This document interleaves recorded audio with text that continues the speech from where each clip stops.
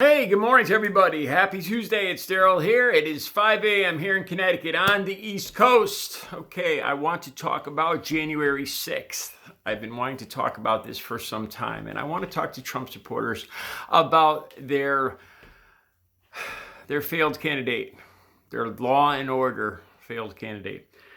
I want to mention, too, that Joe Biden has reached out and thanked the first responders and police that responded Christmas Day to Nashville, Tennessee. That the video I just made, initially, this was the point of it, the video I'm going to make now. But I got kind of sidetracked when it all occurred in my mind about the differences in what we had in Nashville and what we had in Columbus. But anyway, Trump hasn't, not a word, not one word, nothing about Nashville, about this big situation that happened here. As I was looking through different news reports, I've been making a habit out of watching One News America, Newsmax every day now, because I want to know what theories that rational people are going to have to see coming, going to have to deal with. I read some of the most bizarre theories involving Nashville and the AT&T building. Unbelievable. I can't repeat them on here.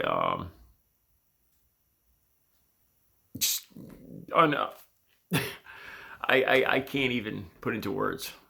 All right, January 6th now. So this is a big day coming up. The joint session of Congress and the Senate come together. And it's Vice President Pence's job to open up the electoral votes, the tallies, open up each states and announce them, and then tally them up and announce the winner. It's pretty much just a formality. There's nothing, there's no suspense or legal, it's just a formality. So this is what I'm wondering is going to happen on that day. Trump has been tweeting over and over again.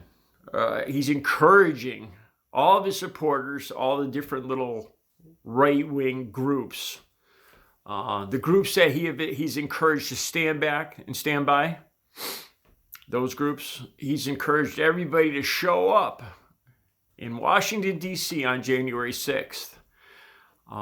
There was a similar, smaller, what probably will have been a smaller protest or whatever in Washington, D.C., where 4 people got seriously hurt back in December 10th. And with all the announcements and the announcements that Trump has made, the encouragement that Trump's putting out there for his people to show up on January 6th, it worries me. I didn't know if I should even talk about this, because I don't want to add to this in any way, shape, or form of what might happen here. So in Donald Trump's actual tweets, he says it's going to be a wild time. I believe that was his exact words. I know he used the word wild. It's going to be a wild, he said a wild time.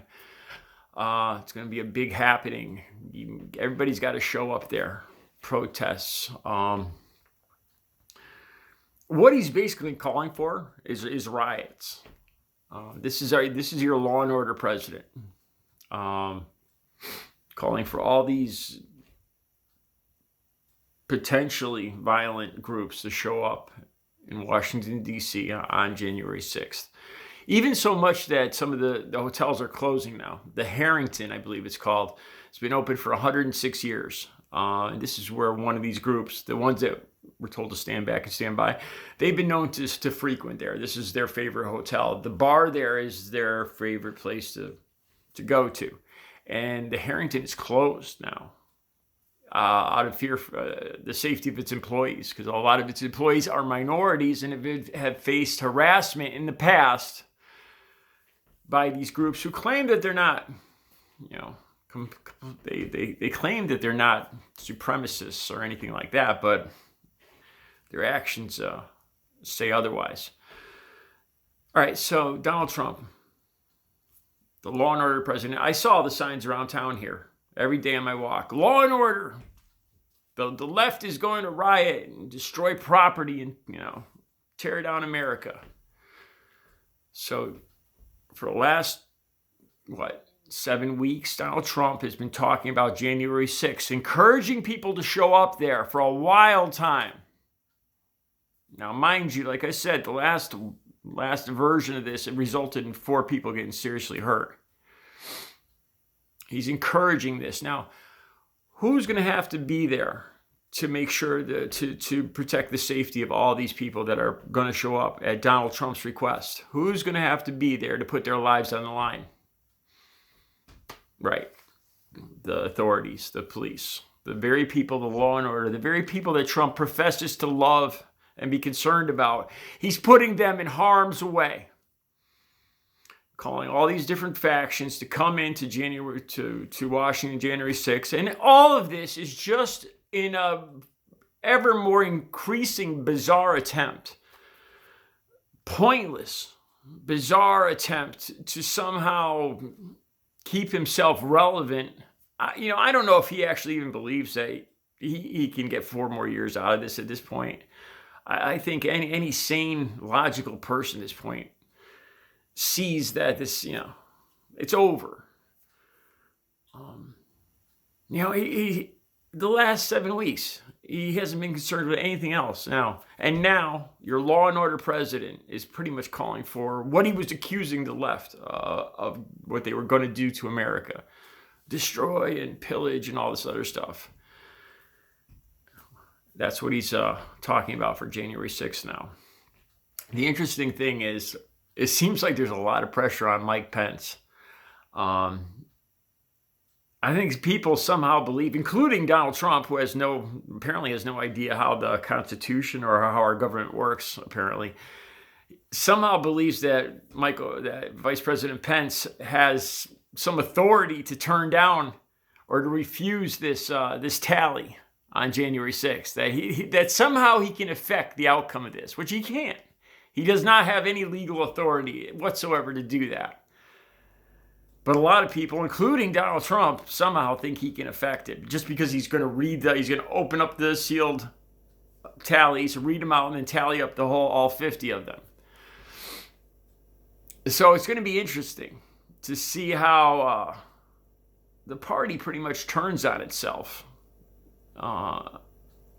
Because either Mike Pence is going to try to attempt to do something that's clearly out of his authority, that's illegal for him to even try to do, and